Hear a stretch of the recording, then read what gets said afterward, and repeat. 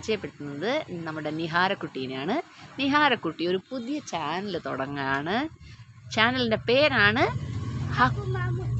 ഹക്കൂന മറ്റാറ്റ. അതാണ് ചാനലിൻ്റെ പേര്, നിഹിക്കുട്ടീൻ്റെ. ഓക്കെ, നിഹിക്കുട്ടി അതിലൂടെ നിങ്ങൾക്ക് വളരെ പ്രയോജനകരവും യൂസ്ഫുള്ളുമായ കുറേ കാര്യങ്ങൾ പഠിപ്പിക്കും. കുറേ ടിപ്സ് ഇങ്ങനെ കിടക്കുകയാണ് നിഹാരയുടെ കയ്യിൽ.